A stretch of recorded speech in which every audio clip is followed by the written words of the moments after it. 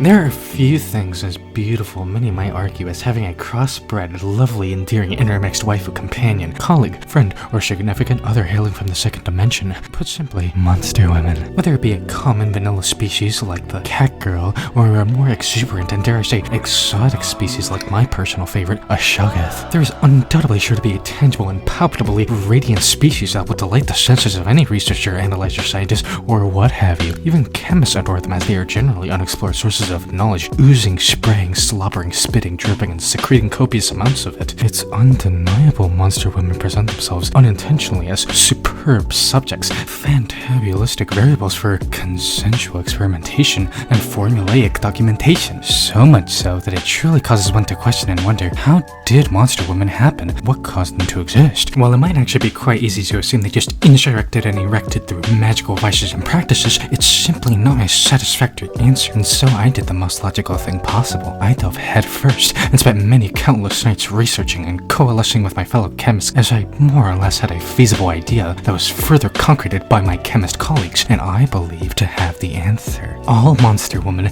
came from the succubus. Permit me to enlighten my dearest degenerates. I stated before that one of the most earliest species of monster women to exist were succubuses that were a direct result of demon women who at one point were angel women, but through the self-indulging into debauchery and degeneracy would ultimately become succubuses after straying too deep into lewd fornicative lust practices and behaviors. As succubus, I presume they latched onto humans after humans started appearing. However, I also believe that before that, due to succubuses being able to take the form and shape of anyone and anything, usually, and their undeniable appetite can only be satiated through devious acts, they got by through arbitrarily immoral means before the time of humans, through other creatures. This alone could be a direct result of evolution and their body adapting to better suit their needs, which happens over the course of generations. With that in mind, as many know, succubuses need to be shot with DNA of a certain kind, often referred to as juice, milk, or even goo, deep within their womb, where it is ultimately consumed and converted into energy for their entire body. I might make a video talking about that in the future.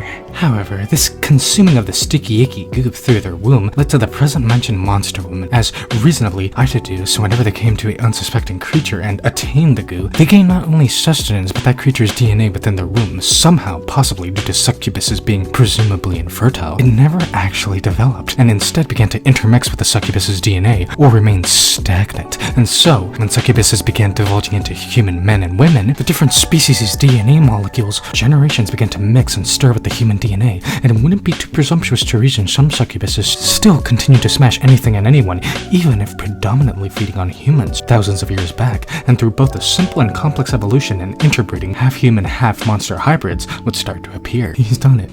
He's finally gone mad, I hear you say.